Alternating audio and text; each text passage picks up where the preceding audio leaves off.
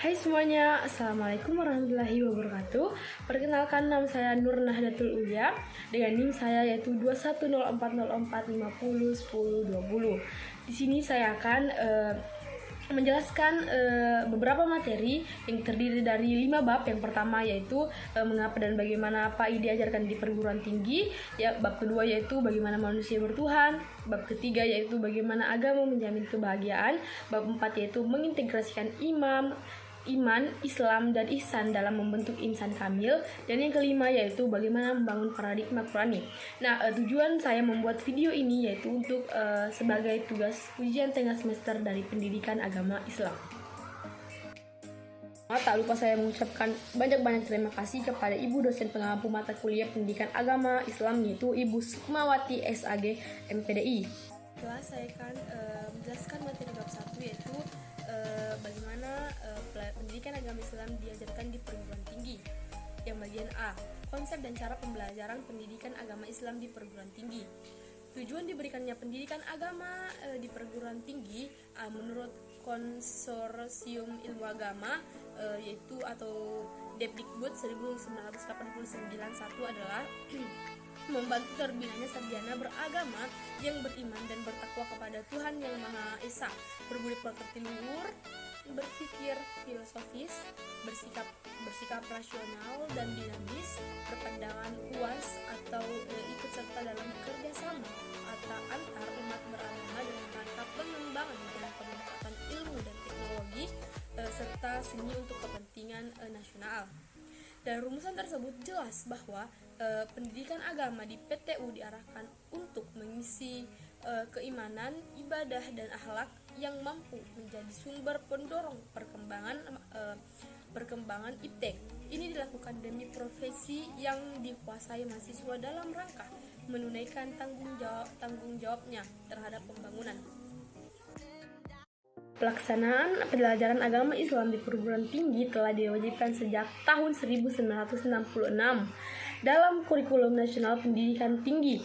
Pendidikan agama merupakan mata kuliah wajib yang harus diikuti oleh mahasiswa yang beragama Islam di seluruh perguruan tinggi pada umumnya, di setiap jurusan, program, dan jenjang pendidikan, baik di perguruan tinggi negeri maupun swasta. Bagian B dengan materi alasan mengapa dan bagaimana PAI diajarkan di perguruan tinggi. Nah, pro kontra tentang perlu dan tidaknya PAI diajarkan di perguruan tinggi ini mungkin bisa saja terjadi sampai sekarang. Pertanyaan utama yang perlu diajukan yaitu seperti apakah alasan PAI perlu diajarkan di perguruan tinggi? Nah, seperti itu. Nah, dari pernyataan berikut tentang substansi materi dan pendekatan pembelajaran pendidikan agama Islam di perguruan tinggi, kita perlu menekankan bahwa tujuan khusus mata kuliah pendidikan agama Islam di perguruan tinggi ungu adalah yang pertama, membentuk manusia bertakwa, yaitu manusia yang patuh dan taat kepada Allah Subhanahu wa taala dalam menjalankan ibadah dengan menekankan pembinaan kepribadian muslim, yakni pembinaan akhlakul karimah. Yang kedua yaitu melahirkan agamawan yang berilmu dan bukan ilmuwan dalam bidang agama. Artinya yang menjadi titik tekan PAI adalah pelaksana agama di kalangan calon para intelektual yang ditunjukkan dengan adanya perubahan perilaku ke arah kesempurnaan akhlak. Tercapainya keimanan dan ketakwaan pada mahasiswa serta tercapainya kemampuan menjadikan ajaran agama sebagai landasan penggalian dan pengembangan disiplin ilmu yang ditekuninya. Oleh sebab itu, materi yang disajikan harus relevan dengan perkembangan pemikiran dunia. Dan yang terakhir yaitu menumbuh suburkan serta membentuk sikap positif dan disiplin serta cinta terhadap agama dalam berbagai kehidupan peserta didik yang nantinya diharapkan menjadi manusia yang bertakwa kepada Allah Subhanahu wa taala dan juga para rasulnya. Itu menggali sumber psikologis, sosial budaya, historis dan yuridis tentang perlunya pembelajaran PAI di perguruan tinggi dan model pendekatan atau model pembelajaran PAI di perguruan tinggi. Nah, bagian A, menggali sumber psikologis tentang perlunya pembelajaran PAI di perguruan tinggi. pembelajaran PAI di perguruan tinggi secara ringkas terdapat dua pandangan yang berbeda mengenai PAI di perguruan tinggi. Pendapat pertama menyatakan bahwa pendidikan agama Islam perlu diajarkan di perguruan tinggi. Alasannya keberagaman para warganya, termasuk menjaga keberagaman para mahasiswanya yang sedang belajar di perguruan tinggi. Nah, pendapat kedua yaitu menyatakan pendidikan agama Islam tidak perlu diajarkan di perguruan tinggi. Alasannya agama merupakan urusan pribadi, keluarga, dan institusi keagamaan seperti misalnya masjid, pesantren, dan organisasi keagamaan. Negara tidak perlu ikut campur dalam urusan agama. Terdapat 5 tahapan konversi agama seperti berikut. Yang pertama ada tahap pertama ada pada masa tahap 1, yaitu pada masa ini seseorang merasa tenang dengan ketidaktaatannya terhadap agama yang dianutnya, tenang dengan agama yang dipeluknya, dan tenang dengan mazhab atau keyakinannya. Yang kedua yaitu tahap kedua pada gelisah 1, yaitu mungkin karena faktor internal pencarian terhadap kebenaran atau karena dakwah pemuka agama termasuk dosen agama dan ajakan orang-orang dekat atau saudara atau kawan, karena faktor gabungan dari kedua-duanya. Yang ketiga yaitu tahap ketiga masa konversi. Jika motivasi ke arah keyakinan agama atau mazhab baru itu lebih kuat, maka orang itu akan melakukan konversi. Dan yang keempat yaitu tahap keempat masa gelisah 2. Setelah terjadi konversi, orang akan gelisah lagi. Dia menguji terus proses konversinya. Dia pun memikirkan hubungan dirinya dengan orang-orang lama yang dicintainya. Dan yang tahap terakhir atau tahap kelima yaitu masa tenang 2. Seseorang yang melakukan konversi agama itu akhirnya memutuskan bahwa keyakinan agama atau mazhab baru inilah yang benar dan lebih baik. Dia menjadi tenang dan setiap menerima siap menerima risiko yang menimpa dirinya serta sanggup mengatasinya. Bagian B yaitu menggali sumber sosial budaya tentang perlunya pembelajaran PAI di perguruan tinggi. Masyarakat muslim umumnya mengendaki perguruan tinggi di Indonesia sejalan dengan budaya bangsa yang religius. Masyarakat tidak mengharapkan perguruan tinggi sebagai menara gading yang jauh dari kehidupan masyarakat. Budaya beragama dalam masyarakat harus merembes juga ke dalam lingkungan perguruan tinggi yang berarti pendidikan agama juga menjadi kajian di lingkungan perguruan tinggi, artinya harus diajarkan di perguruan tinggi di secara umum ataupun swasta. Selanjutnya bagian C yaitu menggali sumber historis tentang perlunya pembelajaran pendidikan agama Islam di perguruan tinggi. Secara historis, bangsa Indonesia memiliki dua sistem pendidikan, yaitu seperti pesantren dan sekolah. Pesantren merupakan model pendidikan asli bangsa Indonesia, sedangkan sekolah merupakan model pendidikan yang diadopsi dari penjajahan Belanda. Masing-masing model pendidikan ini memiliki keunggulan dan kelemahannya masing-masing. Yang ada sumber yuridis penyelenggaraan PAI di perguruan tinggi sebagai berikut. Yang pertama ada Pancasila, yang kedua ada Undang-Undang Dasar 1945 dari hasil amandemen, yang ketiga Undang-Undang Dasar Nomor 20 Tahun 2003 tentang Sistem Pendidikan Nasional atau Sisdiknas, yang keempat ada Undang-Undang Dasar Nomor 17 Tahun 2007 tentang Rencana Pembangunan Jangka Panjang Nasional 2005 sampai 2025, yang kelima ada PP Nomor 5 tahun 2010 tentang Rencana Pembangunan Jangka Menengah 2010 sampai dengan 2014. Yang keenam ada PP nomor 19 tahun 2005 sebagaimana diubah dengan PP nomor 032 tahun 2013 tentang Standar Nasional Pendidikan. Dan yang terakhir ada Undang-Undang nomor 12 tahun 2012 tentang pendidikan tinggi.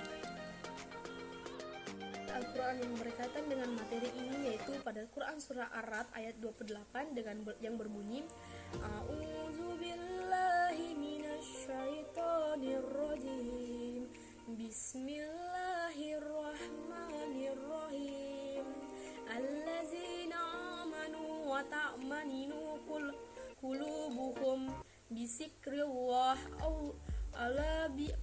ala bisikrillahi tusmainnul qulub, yang artinya yaitu orang-orang yang beriman dan hati mereka menjadi tentram dengan mengingat Allah Subhanahu wa taala. Ingatlah, hanya dengan mengingat Allah hati menjadi tentram.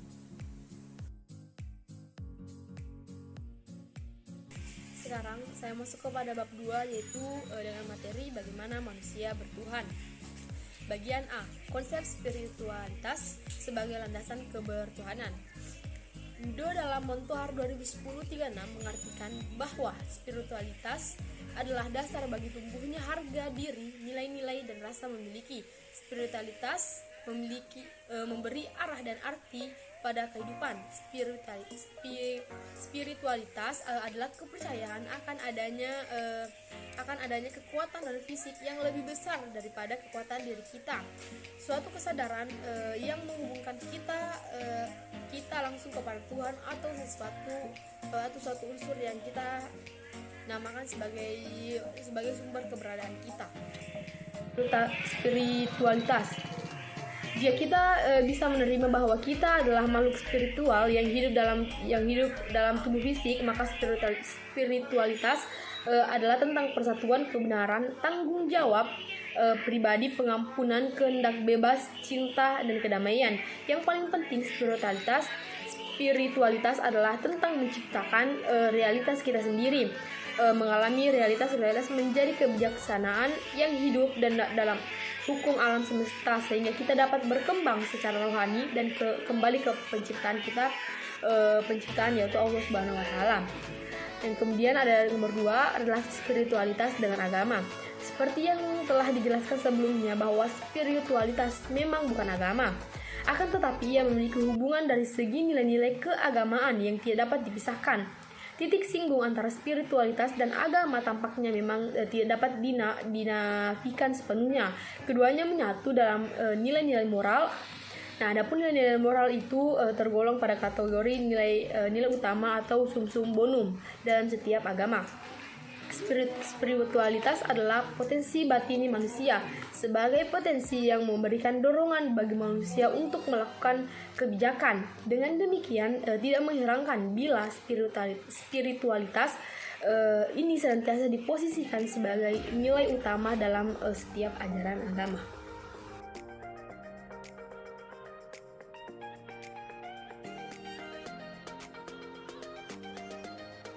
Dan B, mengapa manusia memerlukan spiritualisasi?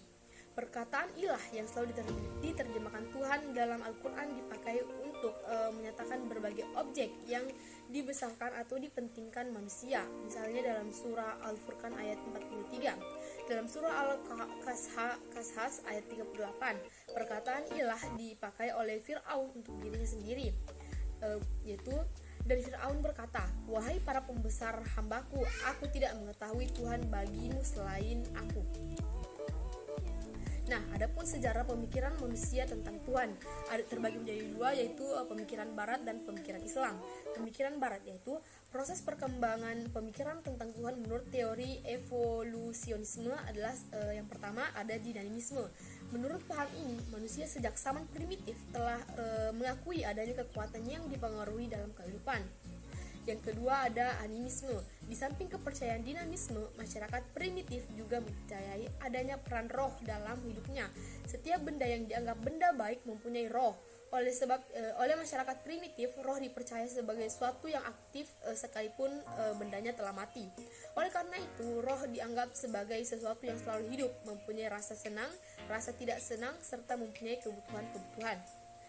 Yang ketiga ada politeisme. Kepercayaan dinamisme dan animisme lama-lama tidak memberikan kepuasan karena terlalu banyak yang menjadi sanjungan dan pujaan. Roh yang lebih dari yang lain kemudian disebut dewa. Dewa mempunyai tugas dan kekuatan tertentu sesuai dengan bidangnya. Ada dewa yang bertanggung jawab terhadap cahaya, ada yang membidangi masalah air, dan ada yang membidangi angin dan sebagainya. Yang keempat yaitu ada henoteisme. Politisme tidak memberikan kepuasan terutama terhadap kaum cendekiawan. Oleh karena itu, dari dewa-dewa yang diakui diadakan seleksi karena tidak mungkin mempunyai kekuatan yang sama. Terus yang terakhir itu ada bagian Monoteisme. Kepercayaan dalam bentuk henoteisme melangkah menjadi monoteisme. Dalam monoteisme hanya mengakui satu Tuhan untuk seluruh bangsa dan bersifat internasional. Bentuk monoteisme ditinjau dari filsafat ketuhanan terbagi dalam 3 paham, yaitu deisme, panteisme, dan teisme. Ada yang kedua, yaitu pemikiran umat Islam. Di kalangan umat Islam terdapat polemik dalam masalah ketuhanan. Satu kelompok berpegang teguh dengan Jabariyah, yaitu paham yang mengatakan bahwa Tuhan mempunyai kekuatan mutlak yang menjadi penentu segalanya. Di lain pihak ada yang berpegang pada doktrin Qadariyah, yaitu paham yang mengatakan bahwa manusialah yang menentukan nasib. Polemik dalam masalah ketuhanan di kalangan umat Islam pernah menimbulkan satu disintegrasi atau perpecahan umat Islam yang cukup menyedihkan.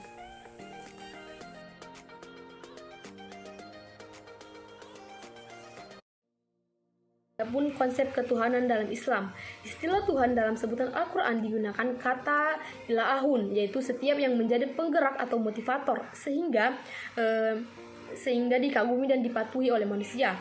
Orang yang mematuhi disebut abdun atau hamba. Kata ilah atau Tuhan yang dalam Al-Quran konotasinya ada 2 kemungkinan, yaitu Allah dan selain Allah, subjektif bahwa nafsu dan menjadi ilah atau Tuhan. Benda-benda seperti patung, pohon, binatang, dan lain-lain dapat pula berperan seperti ilah. Demikianlah seperti dikemukakan pada surah Al-Baqarah 2 ayat 165, yaitu A'udzu billahi minasyaitonir rajim. Bismillahirrahmanirrahim. Wa minan nazi man yattahizu min dunillahi andada yuhibbunahum kahubballah, yang artinya di antara manusia ada yang bertuhan kepada selain Allah sebagai tandingan terhadap Allah. Mereka mencintai Tuhannya itu sebagaimana mencintai Allah Subhanahu wa taala. Di sini adapun modernisasi dan globalisasi memiliki 5 ciri, yaitu yang pertama, A. munculnya budaya global, B. penekanan yang berlebihan terhadap kebebasan dalam bersikap, C. menguatnya rasionalisme, D. orientasi materialitas, dan E. itu dominasi si kuat dan si lemah.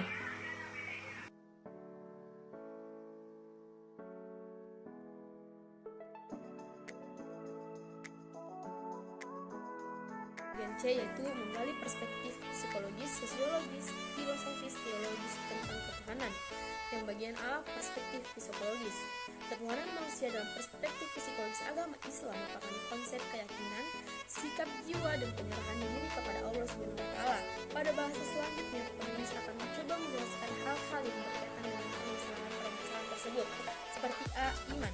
Iman memiliki pengertian keyakinan yang kuat, Zat yang Maha Berkuasa. Keimanan akan menghantarkan seseorang kepada ketaatan dalam menjalankan perintah agama seperti sholat, puasa, zakat, haji, dan perintah-perintah sunnah lainnya. Ada yang ke B, halak mulia. Ibnu Katsir dalam Farik Qasim Anus menjelaskan bahwa akhlak memiliki arti dien, tabiat, dan sifat. Hakikatnya adalah potret batin manusia, yaitu jiwa dan kepribadiannya. Bagi seorang hamba yang memiliki iman yang baik, maka akan memunculkan perilaku atau tabiat yang baik pula. Yang kedua ada perspektif sosiologis. Manusia terus mengalami tahap perkembangan, yaitu mulai dari tahap animisme, politisme, dan kemudian monoteisme. Pada tahap animisme, manusia percaya bahwa semua benda memiliki jiwa atau roh yang dapat memberi pertolongan kepadanya. Sedangkan pada tahap politisme yang dikenal sebagai tahap yang lebih tinggi dari animisme, di mana manusia telah mengenal konsep-konsep tentang Tuhan atau dewa yang berada di luar sana. Namun Tuhan atau dewa tersebut banyak jumlahnya dan mereka menyembah Tuhan-Tuhan mereka sesuai dengan apa yang diyakininya.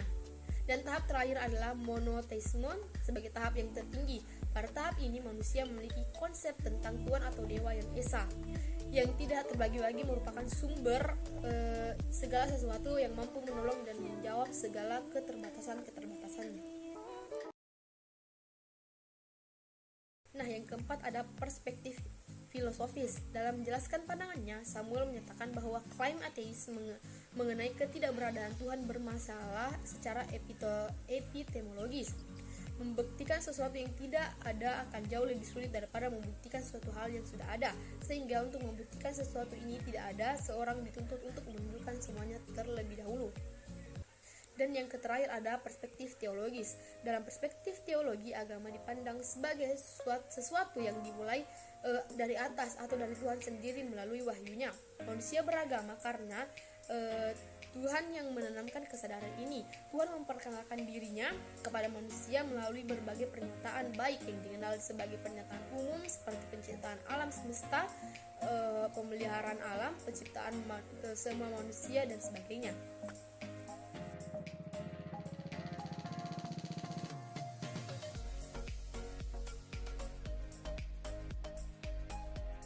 Adapun ayat Al-Quran tentang materi ini yang tertera pada Quran Surah Al-Baqarah ayat 165, di mana yang berarti, dan di antara manusia ada orang yang menyembah Tuhan selain Allah sebagai tandingan yang mereka cintai seperti mencintai Allah. Adapun orang-orang yang beriman sangat besar cintanya kepada Allah, sekiranya orang-orang yang berbuat zalim itu melihat ketika mereka melihat asap pada hari kiamat bahwa kekuatan ini semuanya milik Allah dan bahwa Allah sangat berat asapnya, niscaya mereka akan menyesal. Saya akan membahas mengenai bab 3, yaitu bagaimana agama menjamin kebahagiaan. Bagian A, konsep dan karakteristik agama sebagai jalan menuju kebahagiaan. Menurut Al-Alusi, bahagia adalah perasaan senang dan gembira karena bisa mencapai keinginan atau cita-cita yang dituju dan diimpikan. Pendapat lain menyatakan bahwa bahagia atau kebahagiaan adalah tetap dalam kebaikan atau masuk ke dalam kesenangan dan kesuksesan. Menurut Al-Ghazali, kebahagiaan harta bukanlah melekat pada dirinya, namun pada manfaatnya. Orang-orang yang ingin menggapai kesempurnaan hidup tetapi tidak memiliki harta bagikan orang yang mau pergi berperang tanpa membawa senjata, atau seperti orang yang menangkap ikan tanpa membawa pancing atau jaring. Itulah sebabnya Nabi Muhammad SAW bersabda, harta yang terbaik adalah harta yang ada pada seorang laki-laki yang baik pula atau yang soleh. Hadis riwayat Ibnu Hibban. Sebaik-baik pertolongan adalah pertolongan yang dapat membantu kita semakin bertakwa kepada Allah Subhanahu wa taala. Hadis riwayat Darakutni. Yang kedua atau bagian B, yaitu alasan manusia harus beragama dan bagaimana agama dapat membahagiakan umat manusia. Menurut Somad Sawawi et al., Islam merupakan ajaran Allah yang diwahyukan untuk mengatur tata kehidupan manusia melalui para rasul. Dari Nabi Adam alaihissalam hingga Nabi terakhir, yaitu Nabi Muhammad sallallahu alaihi wasallam. Allah berfirman dalam Al-Quran surah Ar-Rum ayat 30 yang artinya, maka hadapkanlah wajahmu dengan lurus kepada agama Allah, tetaplah atas fitrah Allah yang telah menciptakan manusia menurut fitrah itu. Tidak ada perubahan pada fitrah Allah atau itulah agama yang lurus, tetapi kebanyakan manusia tidak mengetahuinya. Quran surah Ar-Rum ayat 30. Bagian C, yaitu sumber historis, filosofis, psikologis, dan sosiologis tentang pemikiran agama sebagai jalan menuju kebahagiaan. Secara teologis, beragama itu adalah fitrah. Jika manusia hidup sesuai dengan fitrahnya, maka ia akan bahagia. Sebaliknya, jika hidup tidak sesuai dengan fitrahnya, maka ia tidak akan bahagia atau bisa disebut dengan sengsara. Secara historis, pada sepanjang sejarah hidup manusia, beragama itu merupakan kebutuhan dasar manusia yang paling hakiki. Agama membawa nilai-nilai kehidupan bagi manusia hingga memberikan pengaruh yang luar biasa dalam kehidupan sehari-hari. Nah, adapun beberapa hal yang menjadi faktor penyebab manusia harus hidup bermasyarakat, diantaranya yang pertama, adanya dorongan seksual, yaitu dorongan manusia untuk mengembangbiakkan keturunan atau jenisnya sendiri. Yang kedua, adanya kenyataan bahwa manusia adalah makhluk yang serba terbatas dan makhluk yang lemah. Untuk menutupi kelemahan dan keterbatasannya, maka manusia perlu bantuan orang lain yang ada di sekitarnya, yaitu masyarakat. Yang ketiga, karena adanya perasaan senang pada tiap-tiap manusia. Manusia bermasyarakat karena ia telah biasa mendapat kebantuan yang berfaedah yang diterimanya sejak ia masih kecil hingga dewasa, misalnya dari faktor lingkungannya. Yang selanjutnya adanya kesamaan keturunan, kesamaan teritorial yang senasib, kenyamanan keyakinan, kesamaan cita-cita, kesamaan kebudayaan, dan lain-lain. Selanjutnya ada manusia tunduk dan patuh pada aturan dan norma sosial. Perilaku manusia mengarah pada suatu penghargaan dan pengakuan dari orang-orang yang ada di sekitarnya. Selanjutnya ada berinteraksi, berkomunikasi, dan beradaptasi dengan lingkungan merupakan salah satu kebutuhan dasar manusia. Dan yang terakhir ada potensi manusia akan berkembang bila hidup di tengah-tengah manusia dan masyarakatnya.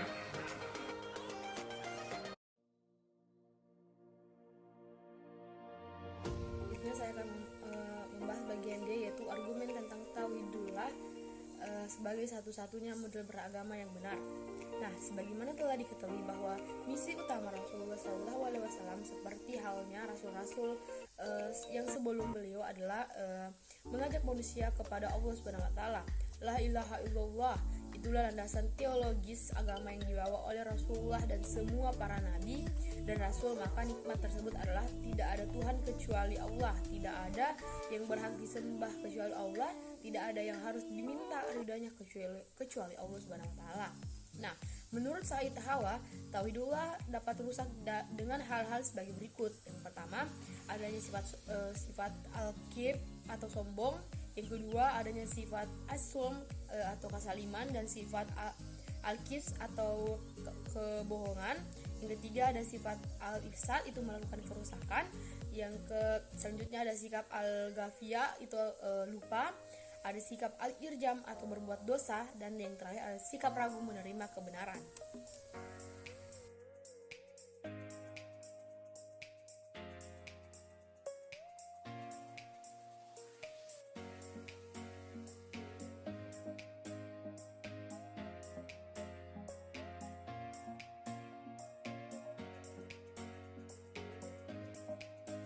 Atau bagian E, yaitu esensi dan urgensi komitmen terhadap nilai-nilai tauhid untuk mencapai kebahagiaan. Akidah Islam adalah akidah yang dibangun di atas 6 landasan pokok. Keseluruhan landasan ini ditetapkan berdasarkan Al-Quran, sunnah yang sahih, dan ijma atau kesepakatan para ulama bagi umat ini. Dalam Al-Quran ini ditekankan pada Quran surah Al-Baqarah 2 ayat 177.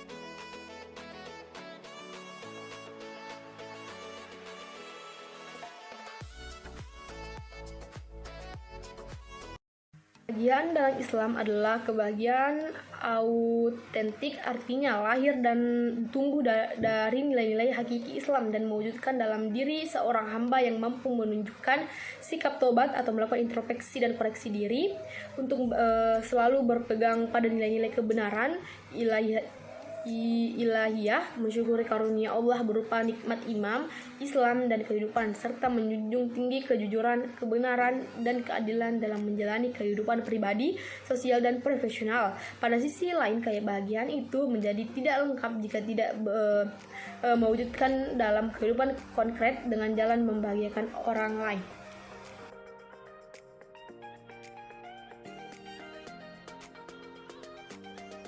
Al-Quran yang sesuai dengan materi ini yang tertera pada Quran surah Ar-Rum ayat 30 yang berbunyi A'udzubillahi minasyaitonirrajim, Bismillahirrahmanirrahim, Fa'akim wajhaka lid-daini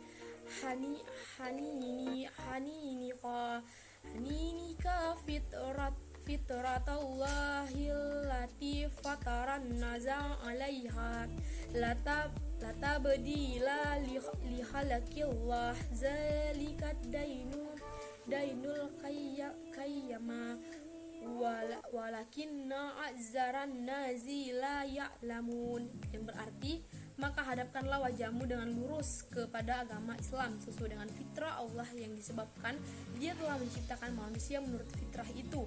Tidak ada perubahan pada ciptaan Allah, itulah agama yang lurus, tetapi kebanyakan manusia tidak mengetahuinya.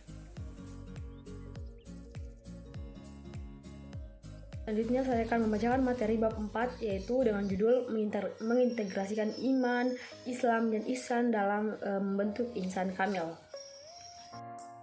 Menelusuri konsep dan urgensi Islam, iman, dan ihsan dalam membentuk insan kamil atau manusia yang sempurna.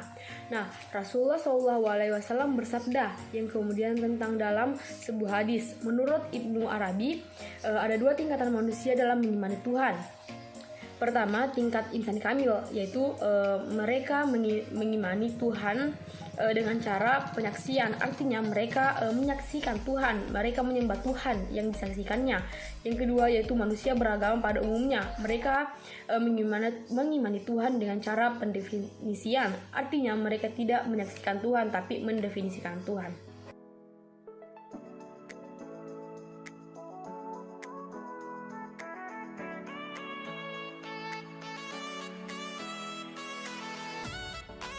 Abdul Karim Al-Jalili membagi insan kamil atas 3 tingkatan, yaitu tingkatan yang pertama yaitu tingkat permulaan atau al-bidayah.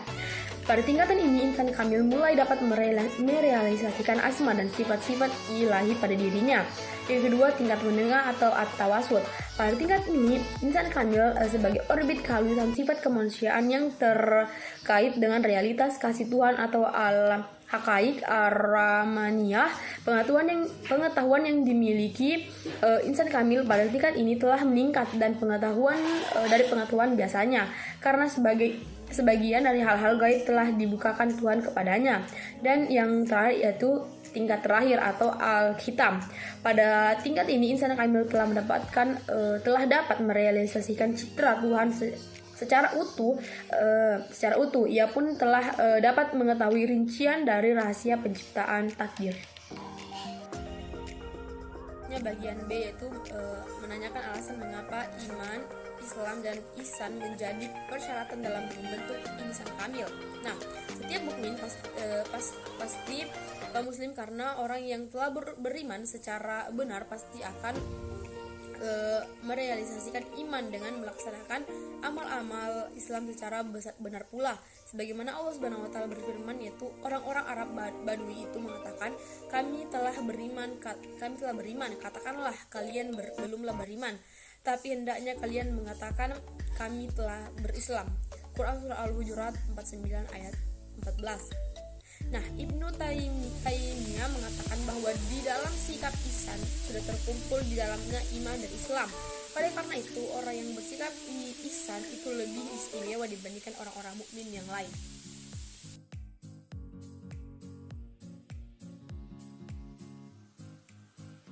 Bagian C yaitu menggali sumber teologis, historis, dan filosofi tentang iman, Islam, dan ihsan sebagai pilar agama Islam dalam membentuk insan kamil. Bagian A yaitu menggali sumber teologis, historis, dan filosofis tentang iman, Islam, dan ihsan sebagai pilar agama Islam dalam membentuk insan kamil. Nah, kaum muslimin Indonesia lebih familiar dengan istilah akidah, syariat, akhlak sebagai 3 sumber komponen pokok dalam ajaran Islam. Masalah keimanan adalah masalah fundamental dalam Islam. Jangan sampai manusia merasa sudah beriman padahal imannya keliru karena tidak sejalan dengan kehendak Allah Subhanahu wa taala. Quran surah As-Saba 34 ayat 51 sampai 54. Yang nomor 2 yaitu menggali sumber teologis, historis, dan filosofis dalam konsep insan kamil. Istilah insan kamil atau manusia sempurna pertama kali diperkenalkan oleh Syekh Ibnu Arabi abad ke-14, dan ia menyebutkan ada 2 jenis manusia, yakni insan kamil dan monster setengah manusia. Jadi kata Ibnu Arabi, jika kita tidak menjadi insan kamil maka manusia itu menjadi monster setengah manusia.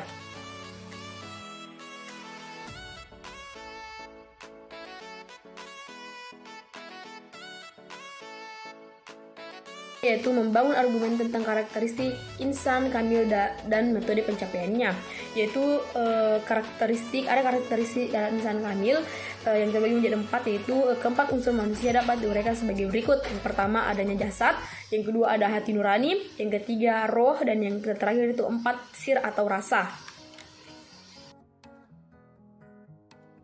Deskripsikan tentang esensi dan urgensi iman, Islam, dan ihsan dalam membentuk insan kamil. Insan kamil atau manusia sempurna merupakan tipe manusia yang ideal yang dikehendaki oleh Tuhan. Hal ini disebabkan bahwa jika tidak menjadi insan kamil, maka manusia itu sedikit meminjam istilah dari Ibnu Arabi, yaitu hanyalah monster yang bertubuh manusia. Insan kamil adalah manusia yang telah menanggalkan kemanusiaan yang rendah, lalu berjalan menapaki tangga demi tangga menuju Tuhan sehingga mencapai nafsu tertinggi.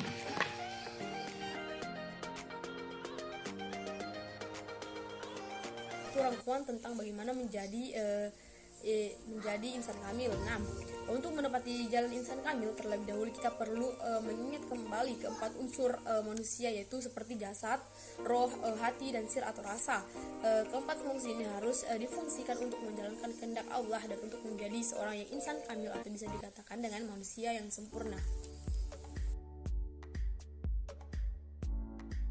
Bagian G yaitu tugas belajar lebih lanjut atau proyek belajar menjadi insan kamil. Sini saya akan membacakan firman Allah yang sesuai dengan Quran surah As-Saba ayat 51 sampai 54 yang dengan berarti dan alangkah hebatnya jikalau kamu melihat ketika mereka atau orang-orang kafir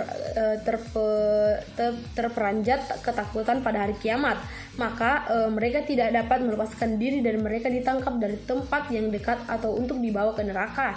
Dan di waktu itu mereka berkata, kami beriman kepada Allah. Bagaimanakah mereka dapat mencapai atau mengingkari Allah sebelum itu? Dan mereka menduga-duga tentang yang gaib dari tempat yang jauh itu. Dihalangi antara mereka dengan apa yang mereka ingin, sebagaimana yang dilakukan terhadap orang-orang yang serupa dengan mereka pada masa dahulu. Sesungguhnya mereka dahulu itu di dunia dalam keraguan yang sangat mendalam.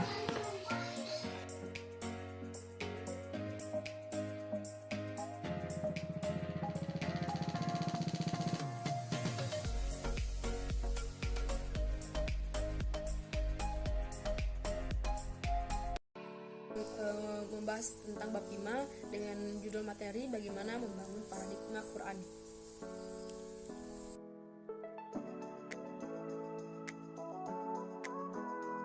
Untuk menelusuri konsep dan karakteristik paradigma Qur'ani untuk menghadapi kehidupan modern. Semua orang menyatakan bahwa ada suatu keyakinan dalam hati orang-orang beriman. Al-Quran mengandung gagasan yang sempurna mengenai kehidupan. Struktur transcendental Al-Quran adalah sebuah normatif filosofis yang dapat dirumuskan menjadi paradigma teoritis. Paradigma Qur'ani akan memberikan kerangka bagi pertumbuhan ilmu pengetahuan empiris dan ilmu pengetahuan rasional dan orisinal.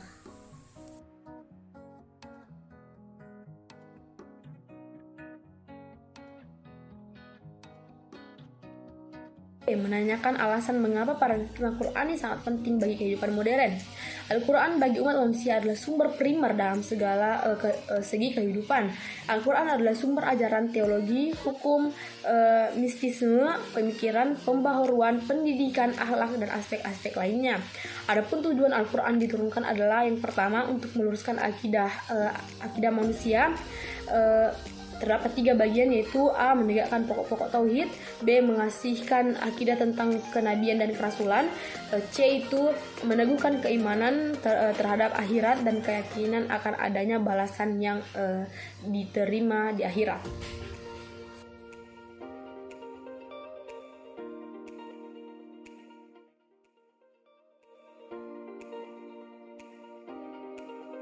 Nomor 2 yaitu meneguhkan kemuliaan manusia dan hak-hak manusia, terbagi menjadi 3 juga. Yang pertama A. Meneguhkan kemuliaan manusia, B. Menetapkan hak-hak manusia, dan C. Meneguhkan hak-hak atau kaum duafa atau orang-orang yang lemah secara ekonomi. menggali sumber histori, filosofis, psikologis, sosiologis, dan pedagogis tentang paradigma Qur'ani untuk kehidupan modern. Umat Islam menjadikan Al-Quran sebagai paradigma kehidupan. Al-Quran pada saat itu bukan hanya dijadikan sebagai sumber ajaran, tetapi juga menjadi paradigma dalam pengembangan iptek, pengembangan budaya. Bahkan Al-Quran dihadirkan untuk mengatasi berbagai problema umat manusia pada saat itu.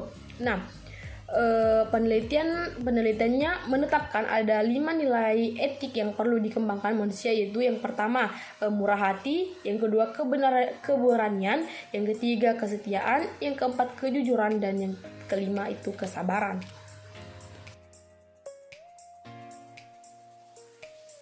Lanjutannya yaitu selain masyarakat muslim menjadikan Al-Quran sebagai paradigma dalam berbagai aspek kehidupan, faktor penyebab kemajuan pada zaman keemasan Islam adalah sikap umat Islam yang mencintai dan mementingkan penguasaan iptek. Tidak mungkin kemajuan dicapai tanpa menguasai iptek. Sejarah membuktikan bahwa para khalifah baik dari dinasti Umayyah maupun dinasti Abbasiyah, semisal Khalifah Al-Halik, Mansur Al-Ma'mun 813 sampai 833, Harun Ar-Rasyid 786 sampai 809 mendorong masyarakat untuk menguasai dan mengembangkan iptek. Membangun argumen tentang paradigma Qur'ani sebagai satu-satunya model untuk menghadapi kehidupan modern. Adapun ajaran yang dimaksud adalah ajaran murni Islam, sebagaimana tercantum dalam Al-Quran dan Sunnah. Bagi umat Islam untuk maju tidak perlu mengambil sekulerisasi, malah sebaliknya harus berkomitmen terhadap ajarannya. Kita maju bersama Al-Quran. Tidak ada kemajuan tanpa Al-Quran. Al-Quran bukan hanya sebagai sumber inspirasi, tetapi ia adalah landasan, pedoman, paradigma, dan kuat dalam mengarahkan kemodernan agar dapat menyejahterakan manusia di dunia dan di akhirat.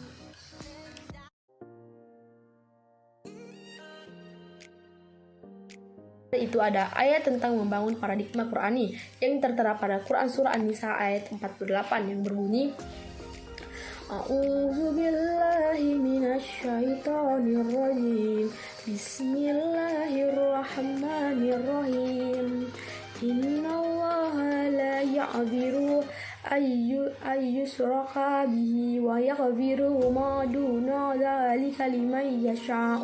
Wa man yusyrika billahi faqad iftara